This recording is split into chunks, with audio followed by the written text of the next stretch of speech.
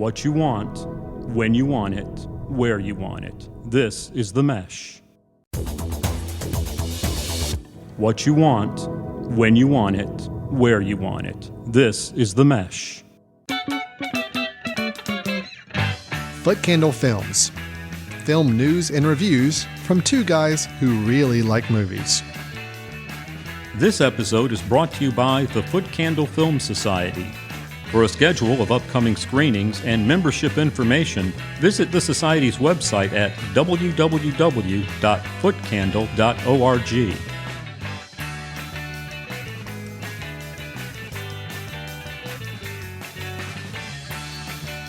Hello, everyone, and welcome to Foot Candle Films here on the Mesh.tv podcast network.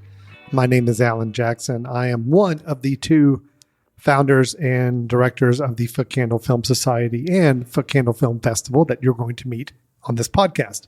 The other one you may ask is sitting across the table from me. It is Chris Fry. Chris, how are you doing today? I am doing well. Looking forward to seeing what you think about the movies we have in store for us. Yeah, that's what Foot Candle Films is about. We get together every couple of weeks and we review a couple of new movies, talk about those films, our thoughts on them, give you some guidance on what we feel like might be worth your time to check out in the film community. Then we try to cover some movie news items. We're going to do that later in the show as well with a few news items of some interesting projects or trailers that have come out that we want to talk about. And then we always end our show with each of us giving a recommendation of a film. Can be a new film, can be an older film, something we just feel like it's worth your time checking out online when you have a moment to do so. But Chris, we do have two reviews of films we're going to be discussing in the show today. First up, we will be talking about the latest comedy action adventure from Ryan Reynolds called Free Guy. And then we'll be discussing the film Annette that is based off of, kind of as a nice link to a previous episode, based on a story and music by the Sparks, musical group Sparks. But we actually have a film with Adam Driver and, oh my gosh, Marion Cotillard. I almost forgot the name there. So that'll be our show today. Chris, are you ready to just jump right into our first review? Let's do it. All right, our first review is Free Guy.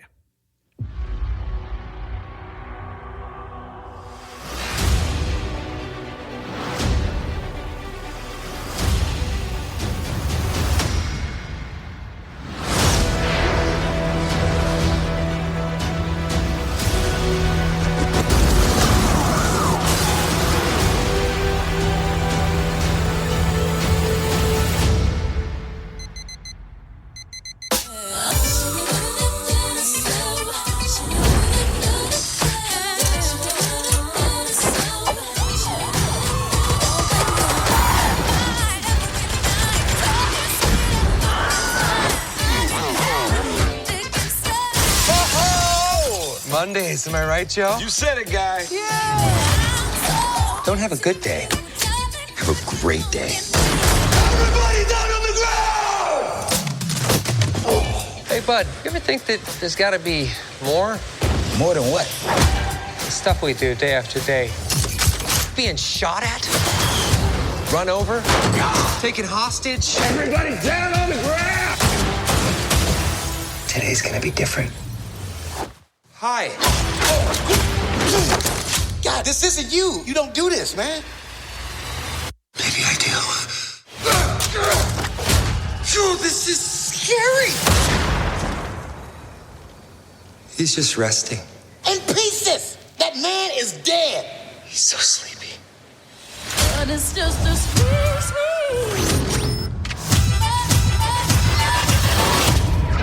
Wow. Chris, in the film Free Guy, we have Ryan Reynolds playing Guy, and he lives in a world that we're introduced to early in the film. Kind of an odd world in that there are some very interesting things happening around him, as we come to find out very early in the film. And basically, if you saw any commercial or trailer for this film, realizing that he lives in a video game. He is a video game character.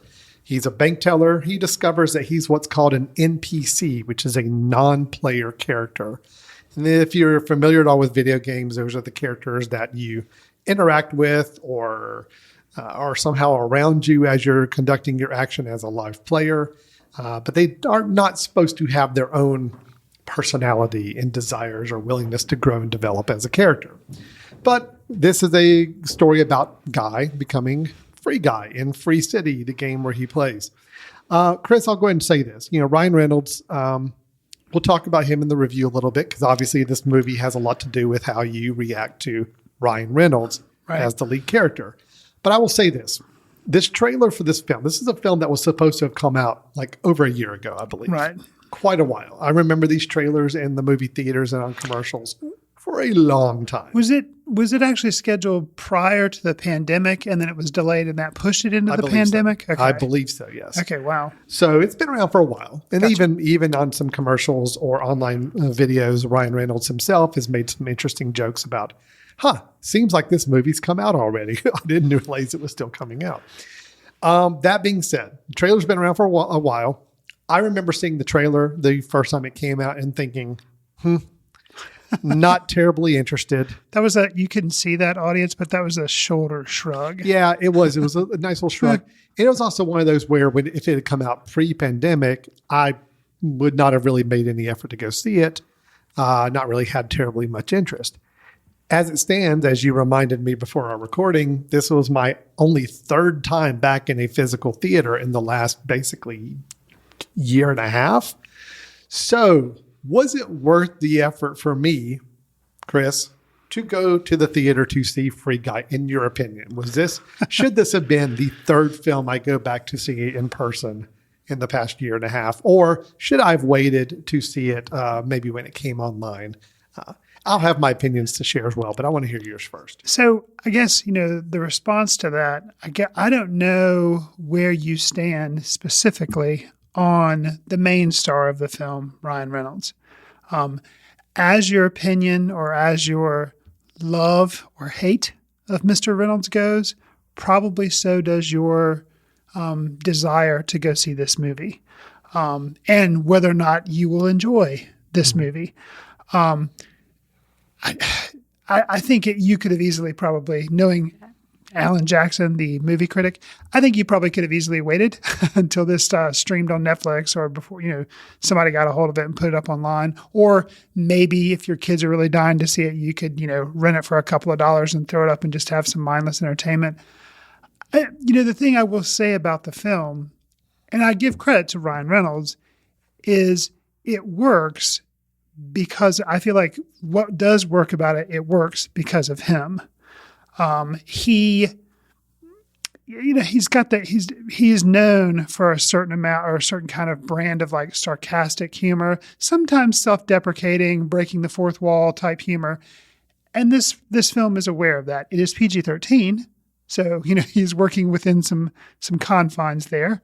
But to me, it was kind of like a watered down Deadpool meets Wreck-It Ralph, Ready Player One Lego movie. Oh, wow. You combined 4 movies. Right. Because all of those have little, like Wreck-It Ralph and Ready Player One, those are obviously video game ones. But then, Lego movie specifically, and I forget the lead character. I mean, it's played by Chris Pratt, but like how he's just always happy and he's oblivious. That is kind of Guy's character at the beginning of this. Yeah. So credit to Free Guy, that while you may be borrowing some ideas from some of those movies, and I have no idea how long this movie was in development. We've talked about how it was delayed once it was finally made, but, was this being scripted before the Lego movie? I have no idea.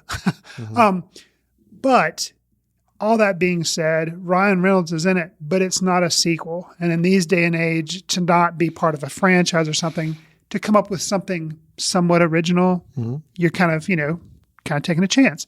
So for me, I'll just kind of sum it up, and let you say your opinion. It was just okay. So what were your thoughts on Free Guy? I'll go a little higher. I had a fun time with it. Oh, good.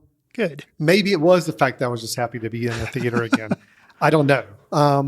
But I did have a good time with this movie. Okay.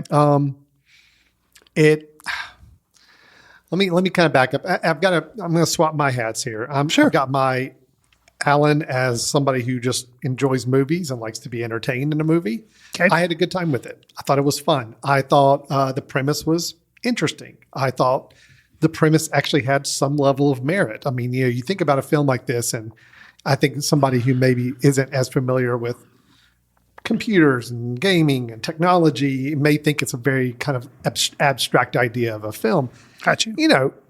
I mean, I took my teenage son, who's an avid video gamer, with me to see the film, and we actually got into a conversation on the way home. I'm like, okay, there's actually some logic to mine from this concept of an idea of a film about these characters that you create, kind of creating this artificial life, and then this artificial life can actually be programmed to develop and grow and actually build on itself. And I think that's interesting. And I like Ryan Reynolds. I think he's funny. I think he's definitely, like you described, he's come into his element in these last several years. I mean, I can remember he was in a lot of romantic comedies, a lot of other films, and didn't really have a lot of personality, I think, in the earlier films he did. You're right. With the Deadpool and with the stuff in the last several years, he's absolutely found that this is his voice. And he absolutely used it in this film. Maybe too much, possibly a little too much. I think I could have done without some of the constant one-liners that are being fed by his character. Because there are times I can't tell if he's channeling Deadpool or if he's trying to channel Guy in this film. Sure. So I could have done with a little dial down in places, but I think overall he was absolutely game for the film. He was the right one to be in this film. It works, like you said, largely because I think he does carry a lot of it. Now, I will say I like Jodie Comer in this. We didn't mention her yet, but she's kind of the co-lead as a player who actually is in the game and meets Guy. And you come to find out she's got a much deeper connection to the game and what's going on in the real world. So again, that whole storyline I actually liked as well. Her kind of in the real world with her old partner and some of what's happening with the game company that's distributing this game and what's happening there. So overall, I'm having a good time with this movie. Now, if I flip over to my critics hat, okay, yeah, it's a lot of visual. It's heavy on the visuals. It's heavy on the one-liners. They don't go too deep in any one area than they really have to for it to be good, passable entertainment for a wide variety of demographics and audiences. But overall, I think it worked. I mean, I had a good time with it. See, it's interesting. You expect it to be visual because, video games, so they're trying to, achieve a lot of those looks and give you the look and feel of a world that's all inside a video game. I get that. Where it lost a little bit for me was in two instances. One was so seemingly intent on the fan service with references to games, which I get. You're going to get some of that, but constant, they show like real world things where YouTubers or people are mentioning that, oh, this game's doing this or this game. And they kept cutting back and forth to that, which, I give it credit to a little bit like, oh, okay, they're showing you how this is like something like you mentioned, like this could happen. This is like giving you like a little bit of a foot in reality. But it seems like they kept going back to it to where you see like maybe 5 or 6 different who I assume to be famous YouTubers, although I don't know. Mm-hmm. I would have to ask like my son, like, hey, do you know these people? Which he probably does. But to just me, an average moviegoer, that just kind of got old and irritating. Mm-hmm. And it was like a way that I guess for younger audiences or different target audiences, it would drag them along and keep them interested. But for me, it was just kind of boring. Also, the attempts at humor, a lot of times, or the attempts to engage, kind of, I guess, along the same lines, were just something I would call like low-hanging fruit. Mm-hmm. It was just like, instead of going deeper in some of the aspects about somebody trying to create something original versus a sequel or something like that, it was all very surface level. Sure. And they didn't really dig deep, which granted, it's a PG-13 movie. They're just trying to be entertainment, not trying to give you much more, apparently. But there were seeds there that could have been watered a little bit more and sprouted into something.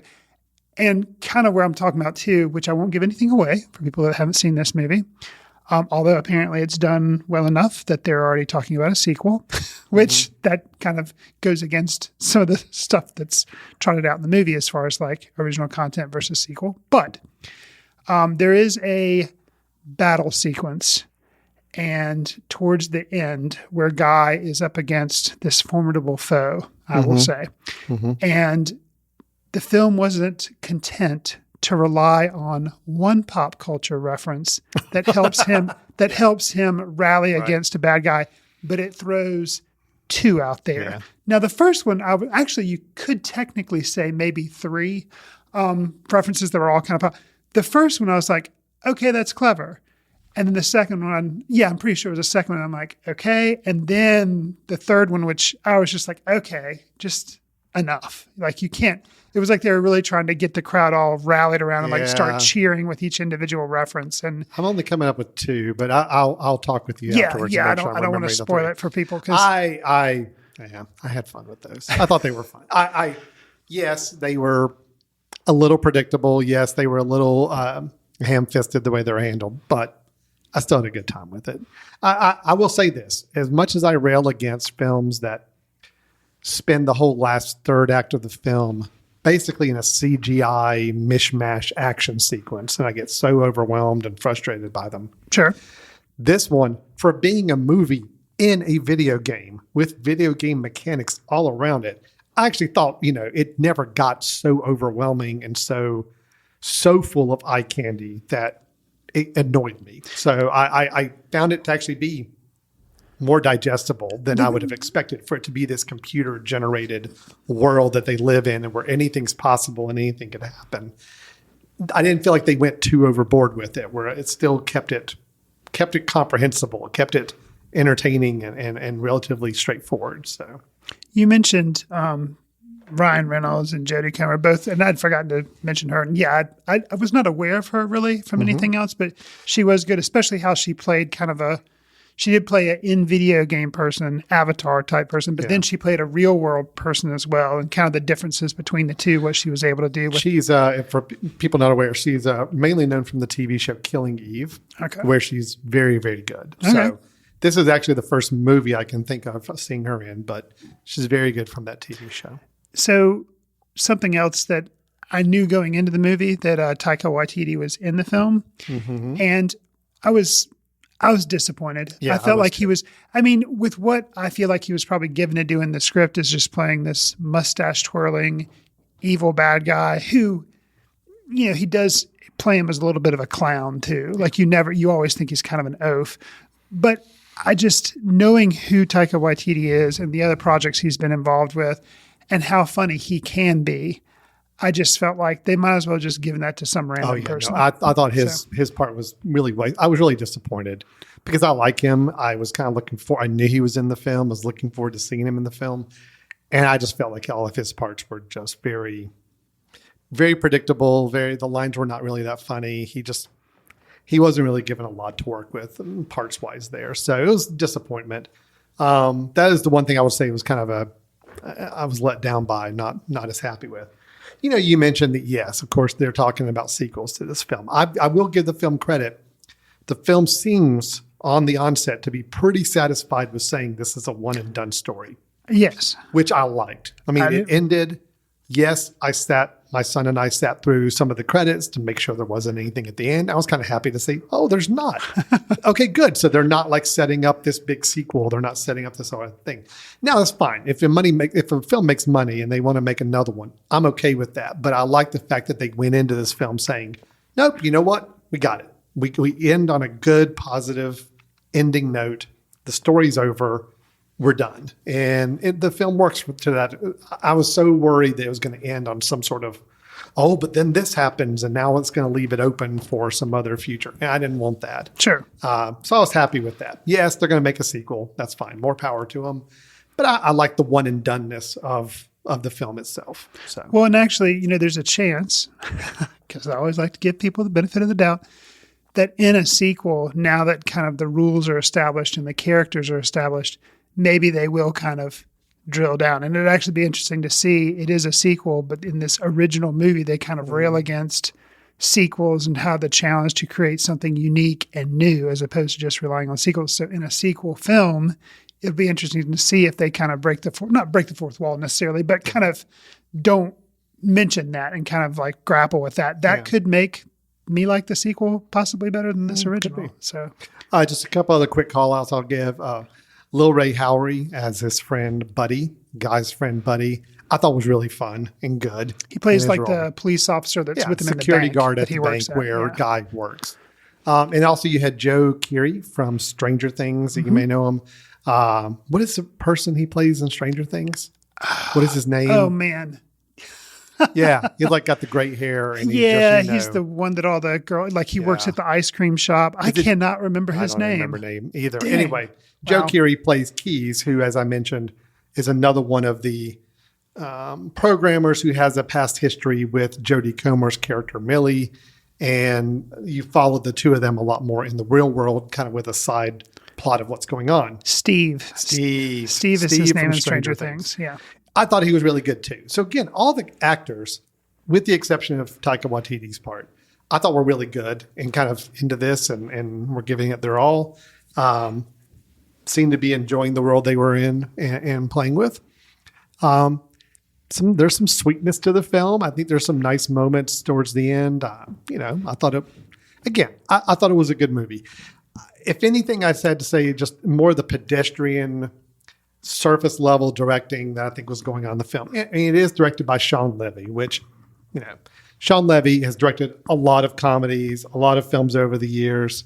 I'm trying to think of some specific ones. He's been, very, very productive as a producer, but in the director side of things, I'm looking back over Real Steel, Date Night, Night at the Museum movies, the Pink Panther, Cheaper by the Dozen, so a lot of family / very just generally acceptable movies that, people seem to generally like. Sure. And I think this falls in that category. I don't think he really stretched its boundaries any from a director standpoint. Do I wish it had gone a little deeper, a little more interesting in some of these high level concepts? Yeah, sure. Do I wish Ryan Reynolds was maybe a bit more dialed in to the character of Guy and not bringing in his more snarky persona from time to time? Yeah. But overall, I got to say, I had a good time. And even my 14-year-old son, who's very, very critical on movies at this age, had a good time and liked this movie. So take that as it is. So, yeah. Sure. So that's Free Guy. Anything else, Chris? No. Get that on that? No. Free Guy. It is still playing in theaters, only in theaters right now, although it is fast tracking to go online. I think it's going to be online just within a couple of weeks. They actually said it was going to be a fairly short theatrical only run for this film, and it is going to be online a lot sooner than normal. And I'm giving it a recommendation, Chris. You're giving it I think it's okay. It's okay. Yeah, I wouldn't run out for casual moviegoers. If you want something to just turn your brain off, sure. But it's and I guess it. Yeah, I mean it's just okay. Chris is giving it the most lukewarm recommendation possible. Yes. I'm going to go a little higher and say I had a good time with it. I thought it was a fun movie. So that is Free Guy. Your mileage may vary depending on your opinion of Mr. Ryan Reynolds. That's kind of the best way to sum it up there, I think. All right, Chris, let's move on to our second review, which is the film Annette. First time I fell in love. Woke up next to the girl. And escaped fast and far. But Anne has changed me. What I see in her is obvious. What she sees in me,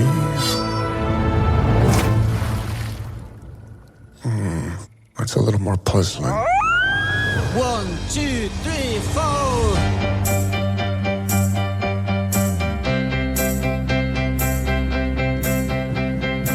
So may we start.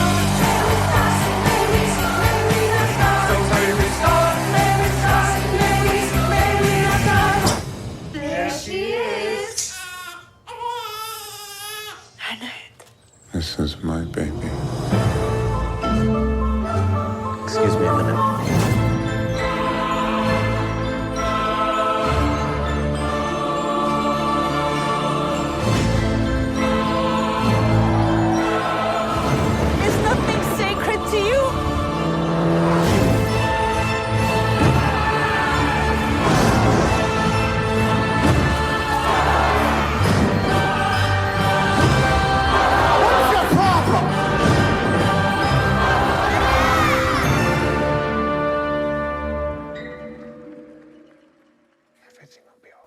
After a brief monologue asking audience members to be quiet and refrain from breathing, among other things, for the film's runtime, Annette opens with musicians in a studio, including the band Sparks, with the film's director, Leos Carax, in the engineering booth.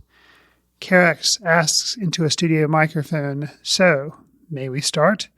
Then Russell Mael, lead singer of Sparks, kicks off the musical nature of the film, addressing straight to the camera with the lyric, "So may we start," and proceeds to leave the studio, followed by Ronald, his keyboardist brother, and is joined by the film stars Marion Cotillard and Adam Driver as they walk down the city streets.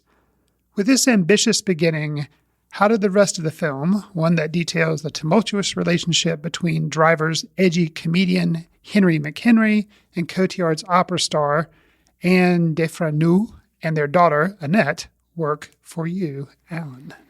Well, you just described the opening 5 minutes of this film, Yes. which in my mind were the best 5 minutes of this film.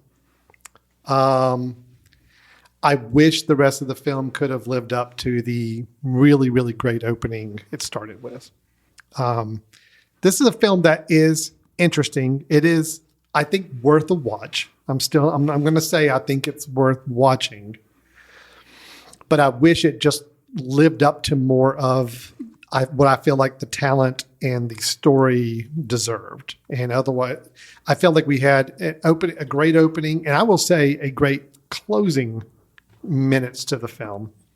But the entire middle hour and 40 minutes, it's kind of a slog and a little underwhelming on its ambition. I think you had some really interesting ideas, and we can kind of dig into those a little bit more. I think you had some good performances, but it just didn't gel into something engaging for the duration of the film. And unfortunately, as much as I loved Sparks, I think the music had something to do with that, where I think I was going in expecting more songs, and there weren't really many songs. There was a lot of musical accompaniment and characters breaking out into song, but it never amounted to much more than just more pedestrian opera, which, is not what I was really looking for in this film. And I think it really just kind of slowed it down and brought it to where it just was really hard to stay as engaged with the characters and with the story in general because of that. I can go into more specifics, but I was underwhelmed. I still think it's worth watching, but I think it's a shame that as much talent and creativity I knew was around the table at this film, it didn't pay off for me. It did not elevate this film like I was hoping it would. What's your overall thoughts there? So I'm just going to say same, and that's the end of the review. End of the review. We're done. No, I think going into the film, I had seen a short by Leos Carax, which I can't even remember the name of, and then I saw Holy Motors way back a couple of years ago. So I knew this guy was all about, abstract and had a really unique visual eye and would stage things really interestingly and didn't care about staying in the realm of reality. Mm-hmm. So I was like, cool. He's kind of like more of a psychedelic David Lynch in some ways. Mm-hmm. So I was like, okay, that sounds interesting. You take Adam Driver, who I don't think I've ever seen him in anything that I didn't like, any film, and Marion Cotillard. So, you take those two, I was like, okay, cool, check. Actors, director, awesome. And then the fact that this new band, well, they're not new. As we discussed on our previous podcast, they've been around for like 50 years. But they have always been interested in film and had tried 2 times previously to do something with film, and it fell apart. Well, now they finally got their chance. And I'm being newly introduced to their music. I like their music. And yeah, I was kind of same page with you, really looking forward to it. That opening 5 minutes or so, the opening number, amazing. I can't imagine. Unfortunately, I did watch this once it came on Amazon. I didn't see it in a theater. I can't imagine what a wonderful experience that would have been to actually see this movie in the theater, see those opening 5 minutes in the theater. Like, I probably would have wanted to stand up and clap, It was that amazing. But like you say, afterwards, that was like, it was a tease. That was a tease like, hey, look, this is what, and you're like, oh man. And then the rest of the film completely kind of like just really pulled back, except for a couple of instances, which we'll probably touch on. It really pulled back and surprised me because it was just very kind of pedestrian, kind of typical story of guy falls in love, they have this relationship, but it doesn't work out. And he's like a miserable person and just kind of a decline. Like, let's look at somebody famous who can't deal with fame, and then a decline that happens, and then you get to an ending. And that's kind of, there weren't really a lot of surprises. Well, there's some surprises in the way things were handled, maybe. I would say, and I think we should back up because we never really mentioned exactly what the plot was for this film necessarily. Adam Driver does play a stand-up comedian. Marion Cotillard plays his opera singer wife. And both of them on very upward trajectories in their careers. And to a certain point, and then they have a child together. And that's when some careers maybe don't flourish, at least on the comedian side, and they wrestle with raising a child and what it does to their relationship. And then things go a little astray from there. We'll just leave it at that. Fair enough. You mentioned the film goes a little more pedestrian. I think it's hurt by the fact, I got to just admit, after that opening sequence and the Adam Driver character leaves to go to his stand-up performance, which I thought was really just not done very well. It's almost like 10 minutes of him on stage. I understand he's trying to play this very... brash. Like the crowd loves him as being this very brash and irreverent kind of comedian. Right. But he's not engaging at all to watch in any way, shape, or form on stage. So that just kind of deflates a lot of that energy out of the film, like early on.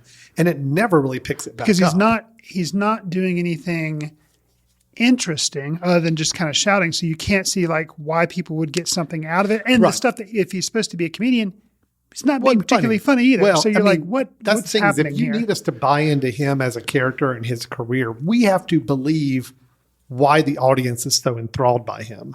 Right. And we never get that. I never get that. No. Now, the Marion Cotillard opera singer, there's a little bit more to that because, and I don't think it's Marion actually singing. It's an opera singer doing the Dubbed voice. in, sure. But it's a really, incredible performance of someone on stage. So you kind of get the accolades for her. Right. Anyway, that all being said, we have to get to the one key interesting note of this film that if you were to hear this described, you think, oh, well, this definitely is this very artistic, creative film. The daughter they have, whose name is Annette, is a puppet. Yeah. The entire film. Kind of like Pinocchio. With minor exception, it's a puppet. Sure. And it's nobody acknowledges that it's a puppet. It's just a puppet. Right. And it's a puppet that can sing. Yes. So we'll just leave that out there. That does propel the latter half of the film and kind of what happens with their careers and their fates in general is how to work with this child that can sing as a several-month-old puppet. So anyway, it's interesting from that standpoint. And again, if I'd heard that description looking on the outside, I'm like, oh, yeah, this film is going to be very unique and very interesting.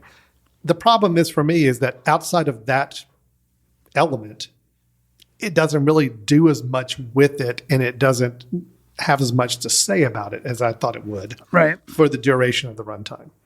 So again, I love the way it ended, and it does kind of play with this concept in the end.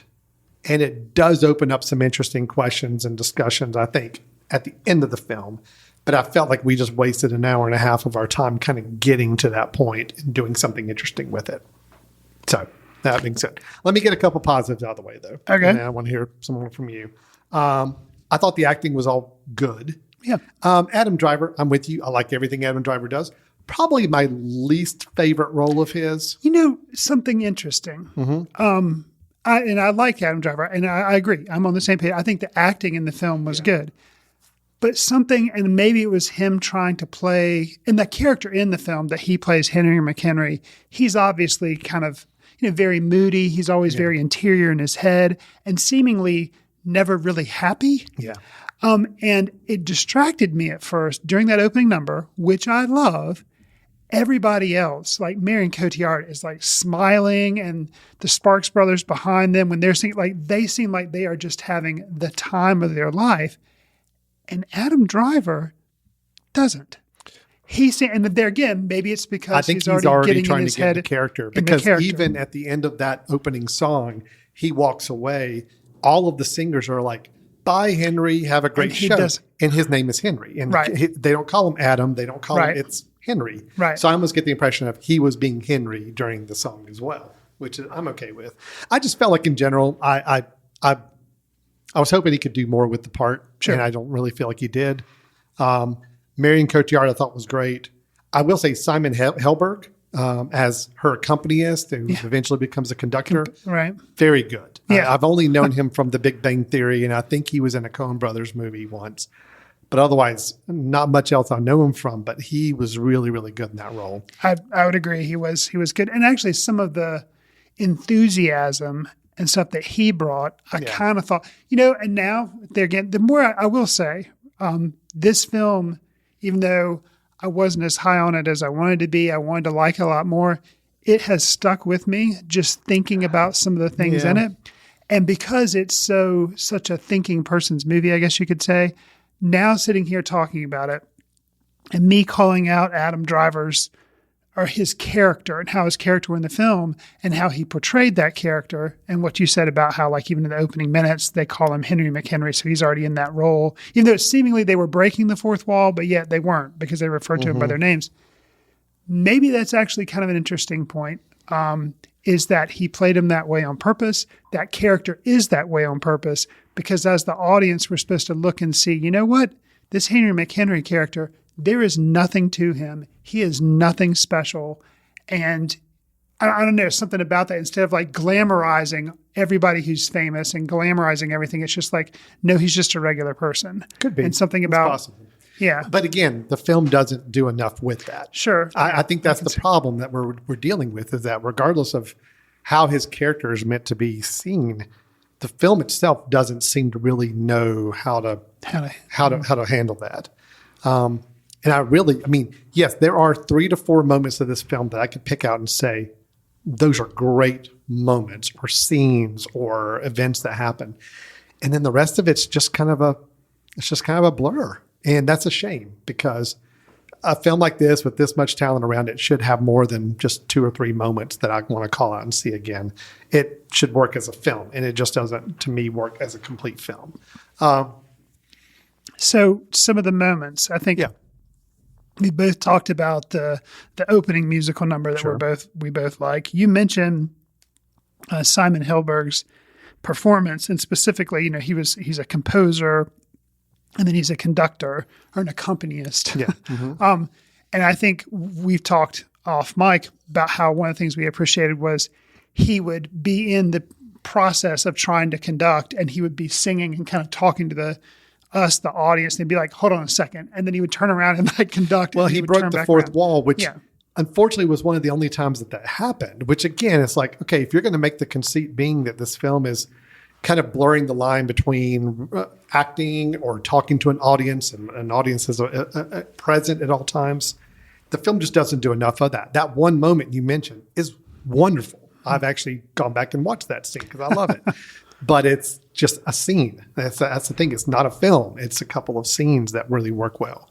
The closing, I will say, the closing scene, there is a scene dialogue between 2 characters that was really good and almost redeemed the whole film for me to say, wow, okay, this is a great film because of that closing. Is it enough to make the entire 2-hour running time or 2 hours and 20-minute running time worthwhile? Not as much, but that ending comes pretty close to me. So I did love that closing sequence. The way they did decide to have this final dialogue between these 2 characters, that does manage to kind of... It brought it back around. It does. Because it almost lost me up at that Sure. point at the end of the film. And then you mentioned that you liked Annette's Super Bowl performance. I did. Yeah. So, yes. For those just listening to this review, not having watched the movie, yes, Annette, the puppet, performs at the equivalent of a Super Bowl halftime show. With all the fanfare. Brought in by 4 drones, I think. I believe so. Hoisting her into the stadium. Yeah, it's a movie. It's got some interesting concepts to it. But again, even as bizarre as that may sound or interesting as that may sound, the film as a whole just does not live up to these interesting concepts and ideas like I felt like it should. So, and I think I admire, even though the film doesn't work as a whole, you and I've talked about how there are parts of it that we really like. One part that I didn't work for me, but I still admired the director's brashness and just how he decided to stage it. There's some scenes that take place in a boat out on a rough sea at night, and Adam Driver and Marion Cotillard are like arguing there on the deck of this boat. And the boat's moving and you see water, but it is clearly on a green screen with like big waves crashing around it.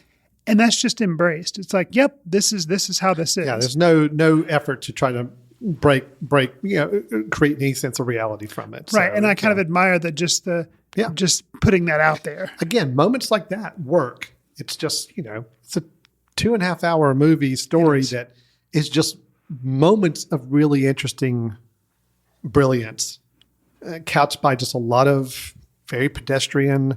I mean, it's a simple story. It's a simple fable, really. At the end of the day, that didn't need to be 2.5 hours, almost 2.5 hours. If you're going to do the interesting things with this story that you kind of promise in the opening sequence or show in the closing, let's do it throughout. Let's have fun with this film and not let it get bogged down by what's a fairly traditional storytelling, throughout most of the film. So I think also you and I mentioned the music and that we were really looking forward to it. And you talked about or hinted that maybe it takes on more of like an opera form. Yeah. And that's something like I've been to an opera before. It's not my preferred type of genre, but I guess that's maybe when I think musical, which is what people were kind of saying about this, I think something like In the Heights or, West Side Story, something like that.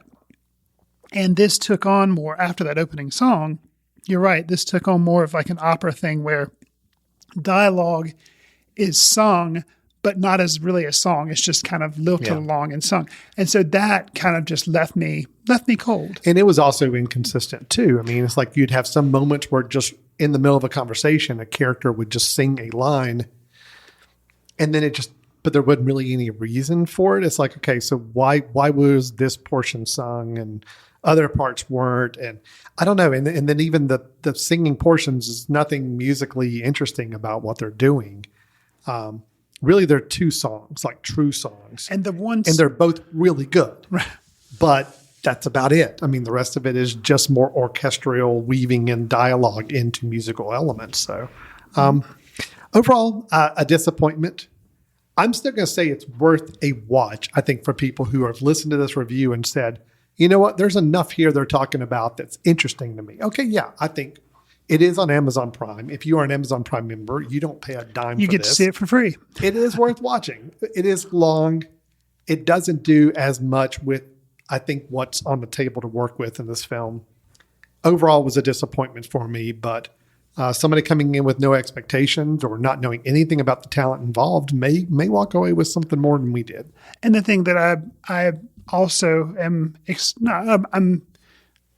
I guess I'm proud of Adam Driver. That sounds stupid, but I'm glad he has this career where he's made, he's in the Star Wars movies. He's also done stuff like Patterson and Black Klansman, which, so he's had quite an interesting career already. And he was one of the producers on this film. So he's like, probably got pitched the idea. He's like, yep, I'd like to do it. I'll even put some money behind it. And so like, I can't wait to see what he does next. And he's got a lot more movies ahead of him, but just the fact that he has this like interesting thing that he decided to do in his career, kind of, I don't think a lot of Star Wars people that, expected him to do something like this. Yeah. So, I mean, granted, he did sing a little bit in Marriage Story, so people saw that he could sing. He's done a lot of interesting work and with very, very, a wide variety of directors. True. I mean, Star Wars is obviously the most commercial thing he's done. Sure. But no, I still love everything Adam Driver does. And Marion Cotillard, I've always liked everything she does as well, too. I will say, without getting into spoiler territory, I was surprised how little she was in this movie. Marion Cotillard? Yeah. Yeah. I didn't expect her to disappear quite as suddenly as she did. Yeah. Yep.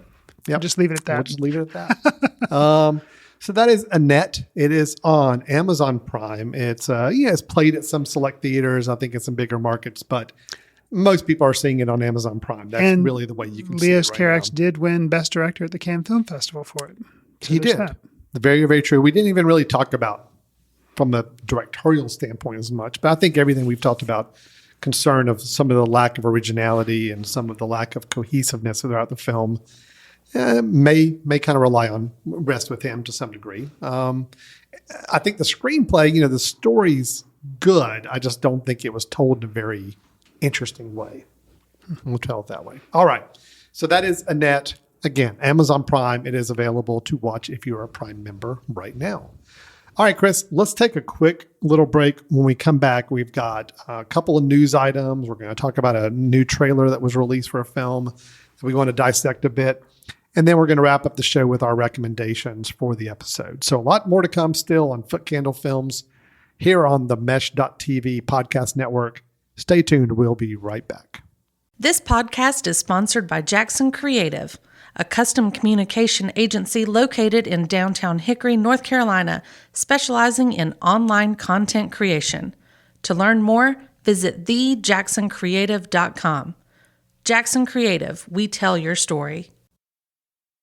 Welcome back to Foot Candle Films here on the Mesh.tv podcast network. Chris and I, in the first half of the show, reviewed the films Free Guy and the film Annette. But now let's move on to some movie news items. Before we get to that, though, just want to mention really quick, and Chris, you can help me do the plug on this. Okay. At the time of this show recording, we're just under a month away from our 7th annual Foot Candle Film Festival, which will be coming up September 22nd through the 26th of 2001. That will be held here in beautiful Hickory, North Carolina. Most of the films taking place in downtown Hickory at a local Hickory Community Theater, but then we also have some other events scattered around the rest of the area as well. Chris, how can people get more information about the festival or come join us or anything else? Sure. So you can go to footcandlefilmfestival.com. There you can find out about getting tickets. There are going to be options that will have in-person screenings at the Hickory Community Theater, Alan mentioned. If you live in North Carolina and maybe you don't live near Hickory but still want to see the films, you will be able to. They will be available online. For instance, if a film is in-person screens, has it premieres on Friday, then starting Saturday morning, you can go online and watch the film. If you didn't come and see the in-person screening, you can go see it online. So we have both options available. So that gives a little bit of an opportunity for people that don't live locally to attend the festival. So, again, it's just within the state of North Carolina for Yes. the virtual. So just apologize to anybody not living in the state, but that is the one restriction we have to have on the online film screenings. So yeah, it's going to be going on that weekend and last weekend in September, 22nd through the 26th. FootCandleFilmFestival.com. Go check it out, and we hope to see you or see you virtually or see you here in person, whatever it may be at that time. It should be a lot of fun. 36 films? something like 36, 37 films. Yeah. A lot of films to be cramming in over a 5-day period, Yes. but we're up for the challenge. It should be fun. All right, Chris, let's get into some movie news. Talk about some upcoming projects or things that have been either announced or in one case, we're going to be talking about a trailer that just came out for a film that's going to be nearing release soon. But let me start us off with the first one. This is a news announcement, early stages of film production, but still worthy talking about. Okay. Garfield 3. You don't know how close you are. Really? There is a talking cat in this film. The Lion King. If you recall, The Lion King, obviously the classic animated film that Disney released. Well, they call it live action, although I still have a real tough time with that description because every animal is still photorealistic CG. But they did a more realistic looking version of The Lion King. How about that? Got you. Back in 2019, so only a couple years ago. They have announced that they are doing a prequel to that film. Prequel is going to be all about Mufasa, who is the father lion in the original Lion King story. And they've already talked about who they've cast as Mufasa, Kelvin Harrison Jr., who I believe Was that the one from Kelvin Harrison Jr.? He was in wasn't he in the film that we both really liked? God, that was a great description I just gave you. I'm like, of a okay. film. It's a film we both liked. The name sounds vaguely familiar, but other than that, whiz. I am blanking on who this person Oh my gosh, is. I'm sorry. Kelvin Harrison Jr. He was in the film Waves. Oh, okay. I feel like he was in something else too. Anyway, He was really good in. Dang. I got you on this one too. You did. Right. The other film he was in was actually a foot candle Yes. screening we did. Yes. And it was about One of your favorite films of the year. Who had been adopted. Yes. One of his parents was Tim Roth. Yes. Yes. And I am Yes. absolutely blanking We on. don't remember the name of the film. Dang. All right, we'll have to get back to that. Yeah. But yeah, that's who it is. Okay. That's who the guy is. Gotcha. Anyway, he is going to be playing the voice of Mufasa? and he's going to be Scar. Oh, okay. Aaron Pierre is going to be Mufasa. Loose is the name of it. Luce. There you go. Luce. Luce. That Yes. is the name of the film. Yeah. Okay, good. I can rest. Phew. But all that said and done, I never saw the 2019 Lion King. I did go back and confirm. I remember seeing something with photorealistic animals in that time period. That was the Jungle Book version that came out a couple years before that. The 2019 Lion King, I did not see. Did you? So, okay, we had talked that we were going to discuss this story online, and I was like, yeah, I can't remember if I've seen it. Thank you to Letterboxd. I have seen it. I gave it a 1.5 star review. Ooh, and one's bad. And yeah, it's Like a one one's to bad, 5. five's good. Right. Yeah. And my only comment was the riff on Be Our Guest was amusing. The other 117 minutes, not so much. So okay. So this was the Lion King, not the Beauty and the Beast remake. You were correct. doing. This is the Lion King. So I actually did see the Lion King remake. Okay. So well, here's where my story is eventually leading to. All this was just set up for my. But I've also seen the story. Beauty and the Beast remake as well. So Yeah. both of Okay. them. They are making the prequel. It's going to be all about Mufasa and Scar, and the director is going to be Barry Jenkins. He of Moonlight, The Underground Railroad, If Beale Street Could Talk. Great director. All of which I've seen. Yes, all of which I like. You saw The Underground Railroad as Yes. well. Well, you and I have not talked about that. But You recommended it on the show, and I put it on my watch list, and I watched impressive, it. right? Yes. We'll get into that. Yeah. I keep derailing us from this story. Visually impressive, story-wise, I felt like it could have been condensed down. Sure, it could have been. Especially because I read the book that it was But I had based such a on. good time with the But, visual okay. side of it. So, Okay. yeah. Anyway, Barry Jenkins, wonderful director. We like his work. So he's doing the Lion King prequel. Surprising to me, because you mentioned, Disney's term live action. They kind of did that with, I think the Jungle Book was the Yes. first one they did that with. That was directed by Jon Favreau. Yes, it Jon was. Favreau also directed The Lion King, the That's right, he 2019 did. version. He did the So it's 2019. interesting. They said, you know what? Instead of having Jon Favreau direct this one, we're going to step away, and they bring in somebody like Barry Jenkins. So Well, odd. I'm intrigued Oh yeah, only because Barry Jenkins. It's in all intents and purposes he's directing an animated film. Okay, it's just a computer animated film, sure. which he hasn't done to my knowledge. I don't think so. no. It is a sequel or a prequel, I guess, in this situation to a beloved story. I don't know. Now, could Barry Jenkins add a lot more to this film to make it really interesting to watch? Sure.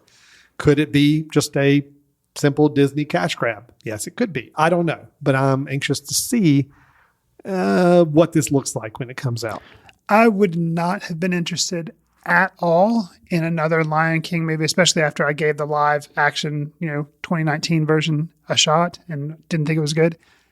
But the fact that, Barry Jenkins doing this, I'm like, well, okay, maybe something's so. going to be there. Yeah. So I just think it's interesting. I mean, there's a lot of high profile directors that get brought into, or not high, a lot of up and coming independent directors that get brought into these big high profile projects. We're going to have Chloe Zhao doing the Eternals, the big Marvel movie here coming up in a couple months. And there's a lot of actually Marvel movies and DC movies that have really tapped some really big up and coming directors. So, could this be some of the same thing? Maybe Disney's saying, it's that we need to kind of tap into that same idea of getting really interesting directors that can bring some more creative choices to our work.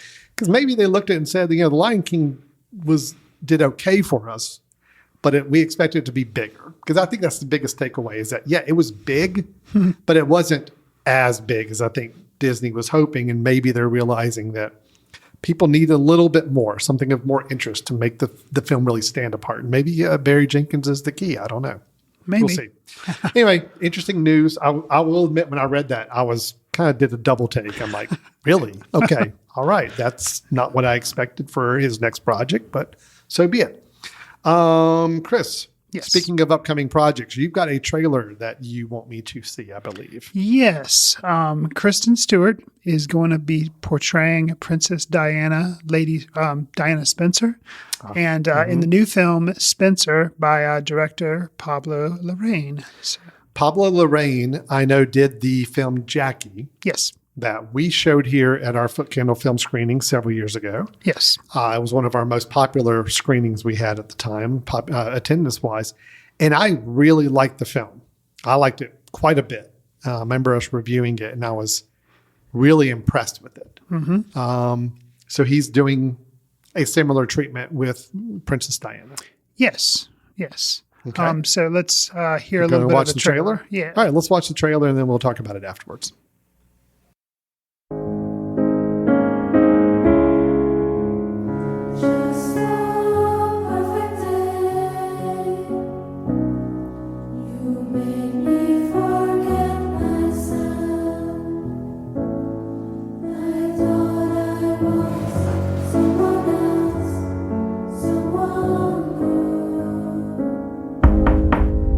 Ma'am, they're waiting for you.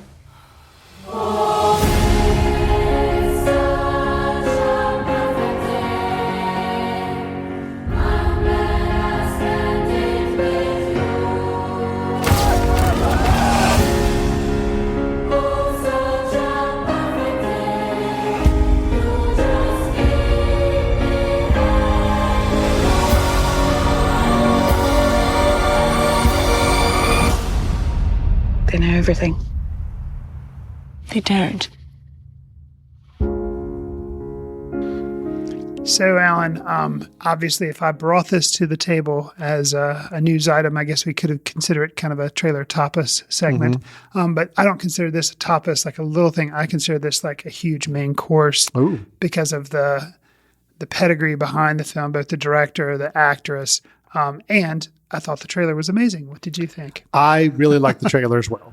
And weaving in a little Lou Reed, Perfect Day in there Which as well. I know you're a big Lou Reed fan. I am a big Lou Reed fan. I love that song. As soon as I heard the opening notes, I'm like, yep, you got me, Mr. Trailer. I'm hooked. No, and then also being Pablo Larraín, who I really liked his style with Jackie, and it looks like he's carrying on a very similar style here visually as well. And Kristen Stewart, I think, is a really interesting actress.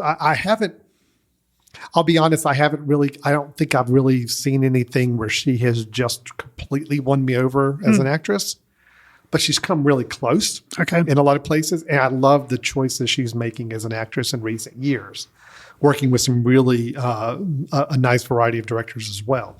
So all that being told, I'm on board. I'm ready. And I'm looking forward to this. And I who knows who's responsible for editing the trailer. But with the opening notes, I recognized it as Lou Reed, but it immediately, because of the way it's not just a Lou Reed song, but it's done with kind of your children's choir motif. Mm-hmm. And I immediately flashed back to the Social Network trailer that used the Creep song, but done by like a children's choir. And I liked that trailer, loved the trailer, and I really liked the movie as well.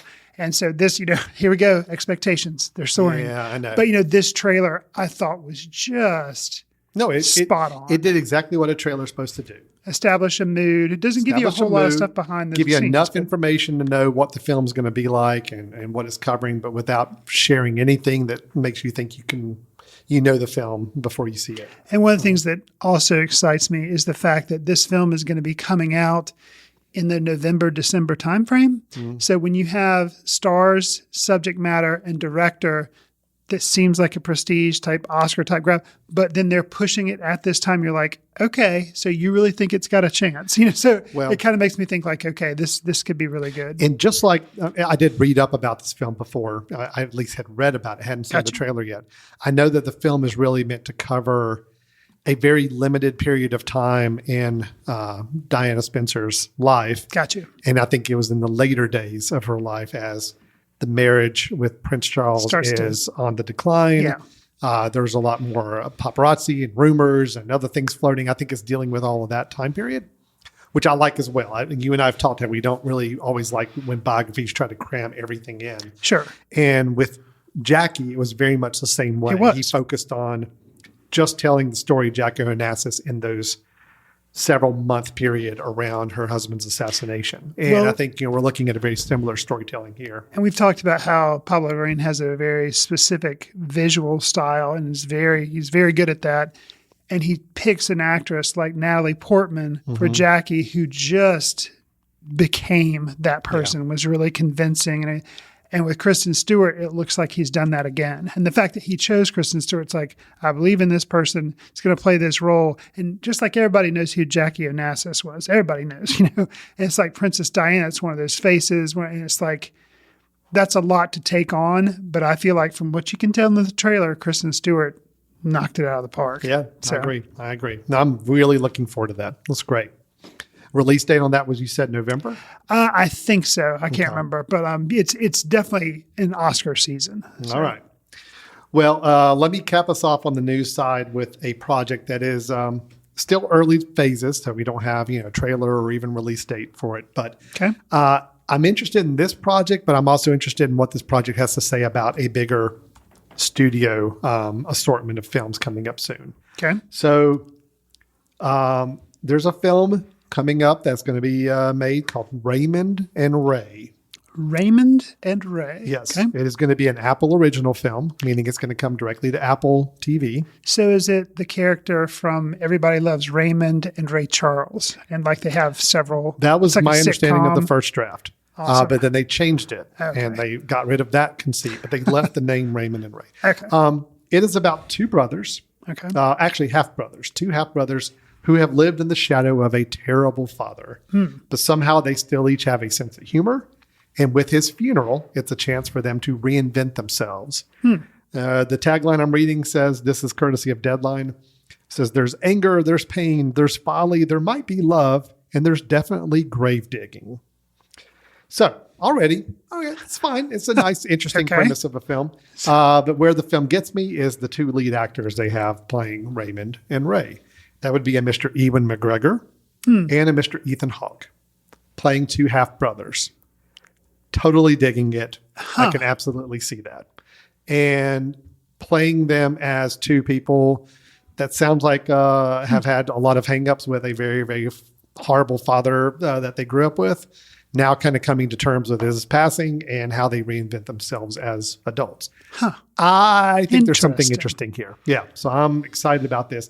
Rodrigo Garcia, who's known for directing In Treatment, and Albert Nobbs, which I think was the Glenn Close movie from several years ago. Will be writing and directing it. Alfonso Cuarón is producing it. So that's also very interesting as well. Yeah. The film will be released on Apple TV as an exclusive film there. So all that, pretty interesting. But it didn't cause me to look a little deeper. And I've heard a lot of Apple TV announcements in the last several months. And it caused me to kind of want to sum up just exactly what Apple is releasing from original movies over the next little bit. Get a load of this. Okay.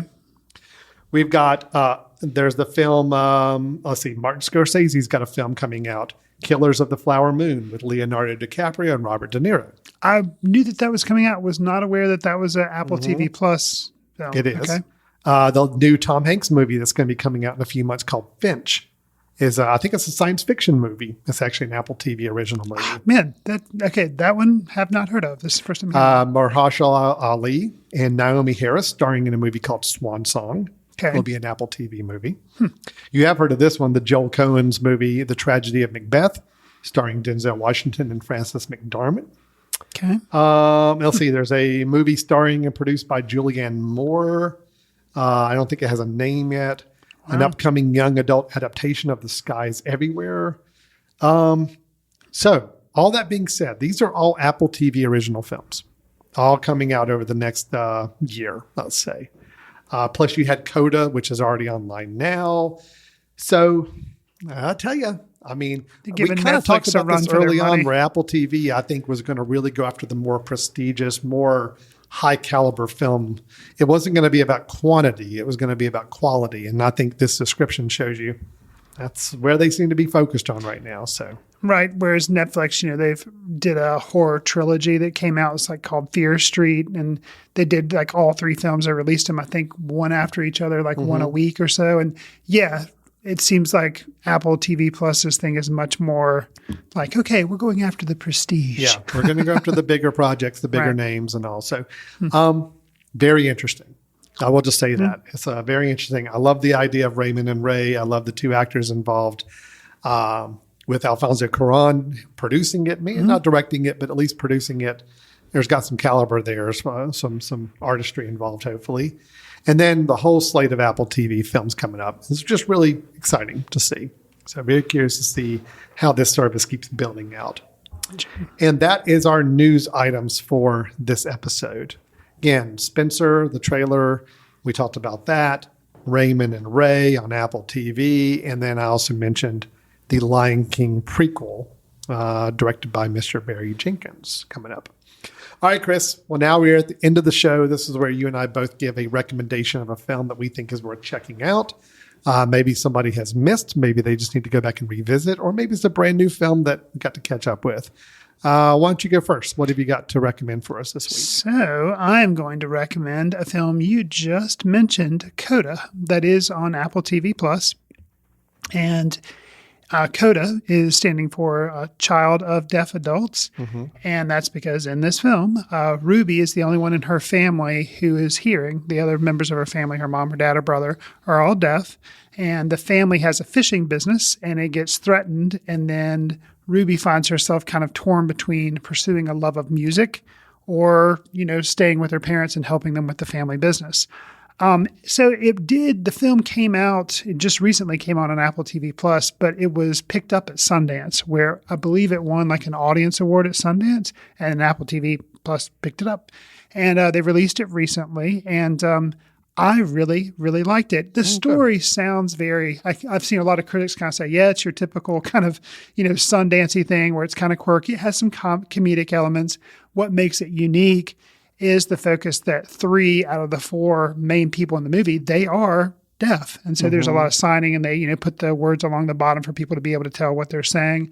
But it's kind of a slice of life that you don't normally see on the big screen. So it's good from the representation aspect.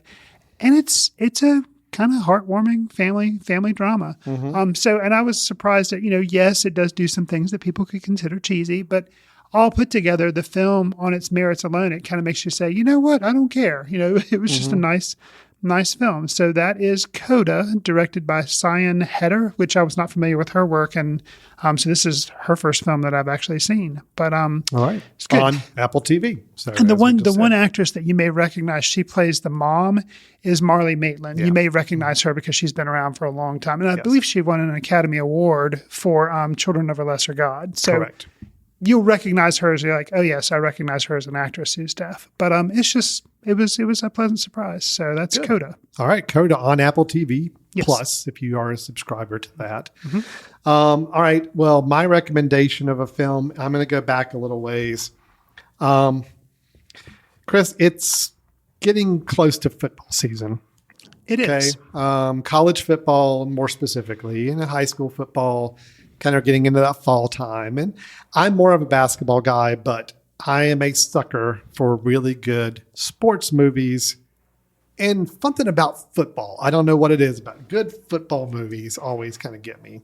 I think I would almost put money on where this is going. And if it is, it's a movie I may finally have to see because I don't think I've seen it. Okay, no, I don't think it is. I don't think I'm going to go there. Oh, okay. I could be talking about Remember the Titans. I'm not. I could be talking about Rudy. That's the one I thought you were talking about. I'm not going to. Okay. No, Okay. But you should still see Rudy. Okay. Okay. I'm going to say you need to see it. But no, I'm going to go a little different. There's a football film that I think gets a little overshadowed because most people think of this one in terms of the TV show that followed, which I will say, I like the TV show a little better. Okay. The first season or two anyway of Friday Night Lights. Now, see, I've seen the film of that, and it was good. However, the film is what I'm going to recommend right now because Gotcha. I do think it is a good film. Peter Berg's the director. We have Billy Bob Thornton starring in it as the coach. It is based on a book, and the whole story is it's profiling a football team, a high school football team that kind of is in a very economically depressed town called Odessa, Texas. And the high school football team is kind of this very well-respected, just great program. But they encounter a setback early on where their superstar tailback, suffers a career-ending injury in the first game of the season. So it's all about this team having to kind of band together after this big injury happens and how do they still kind of proceed forward, especially since the town relies so much on them and seeing them as successful because it helps lift the town in general from the state they're in. It's a good movie. It's a lot deeper a movie than just a rah-rah football movie. I think acting is really strong across the board on it. And it does introduce us to a lot of younger actors that I think over time do get a little bit more well-known. Garrett Hedlund, Derek Luke, Jay Hernandez, all of these kind of having smaller parts as players. Amber Heard is in this film, kind of in a small role as one of the students there. So a lot of younger actors that go on to do some really interesting projects as well. Lucas Black is in the film. Billy Bob Thornton is the coach. He plays Coach Gaines. Now, I will say this. He's good. I like Coach Gaines. But for my money, if you watch this film, then you need to immediately roll over and watch at least the first season. I will admit, as the seasons go on, I think it goes 4 or 5 seasons. It loses some steam after the second season or so. Okay. But the first 2 seasons of Friday Night Lights, the TV show, are really, really good. And as much as Billy Bob Thornton may be really good as the coach in the movie, Kyle Chandler as Coach Taylor in the TV show, much better. So just let the movie be kind of a little bit of a setup and a teaser for you. Got you. A couple of interesting notes, though. Connie Britton, who plays the coach's wife in the movie, is also the coach's wife in the TV show, but it's a different coach. So nice. Kind of interesting there. It's Coach Taylor in the TV show. It is Coach Gaines in the movie. So take that as you will. Tim McGraw does have a part. He's a country singer, plays in the movie, plays a father of one of the players. A very interesting, kind of different part for him. I think he's also in the TV show at least a little bit, if I remember correctly. Maybe I'm remembering that wrong. I think he may be. Anyway, he's really good in the movie. Okay. He's very surprising, not what you'd expect from him. As a country music singer going into acting, he's really, really good as a kind of, I think, a drunken, more slightly abusive father. So anyway, really good part there. Gotcha. So that's Friday Night Lights. It's just a good movie. It's a lot deeper than just football. But I think we all have seen here in the South towns and programs that are hinging so much on football or basketball or some other athletic sport to kind of help lift them up as a community. And this is a great example of that taking place. Watch the movie and then, queue up the first at least 2 seasons of the TV show, I would say, to have a good time with that as well. Friday Night Lights is my recommendation. Coda is Chris's recommendation. Both available online. Coda is with your Apple TV Plus subscription. Friday Night Lights, you can see just about any, I think it's on Prime Video right now, and it's also available for rent or purchase on any other service as well. And Chris, I think that's it for today's show. We're going to go ahead and wrap it up. We had our reviews of Annette. We had our reviews of Free Guy, our news items, and here just wrapped up with our recommendations. If anybody has any thoughts or feedback for us on anything we talked about, Chris, how can they get a hold of us? You can send an email to info@footcandle.org. You can follow us on Twitter @footcandlefilm. Al and I are also on Letterboxd, where you can track what we're seeing, and sometimes we give short little reviews. Give us a star rating or write a review or share with your friends on iTunes. It helps us reach new listeners if you wouldn't mind. We'd appreciate it. We are also available on iHeartRadio, Stitcher, Spotify, and Pocket Cast. All right. So, and again, remember the Foot Candle Film Festival coming up September 22nd through the 26th of 2001. We will be both here in Hickory. 2021. Oh, did I say 2001? Yeah. 2021. Sorry, my bad. Time has flown. 2021. We will be here in Hickory, all things as they are right now, as well as having the films available virtually too. So come join us one way or another. We'd love to have you be a part of the festival this year. And with that, we'll sign off for today. Thanks for listening to Foot Candle Films, and we will talk to you next time. See you in the ticket line. Watch films in the company of like-minded people in the dark. Watch films in the underground. We won't let anyone know where you are. The films that don't make it to Carmike at the mall, or ones that were famous when Grandpa would watch films out of the reverence of the heritage of an art. Watch films through the courtesy of Foot Candle Film Society. Special thanks to Carpal Tuller for the show theme music. For more about Carpal Tuller, visit www.carpaltuller.com. You've been listening to The Mesh, an online media network of shows and programs ranging from business to arts, sports to entertainment, music to community. All programs are available on the website as well as through iTunes and YouTube. Check us out online at themesh.tv. Discover other network shows and give us feedback on what you just heard.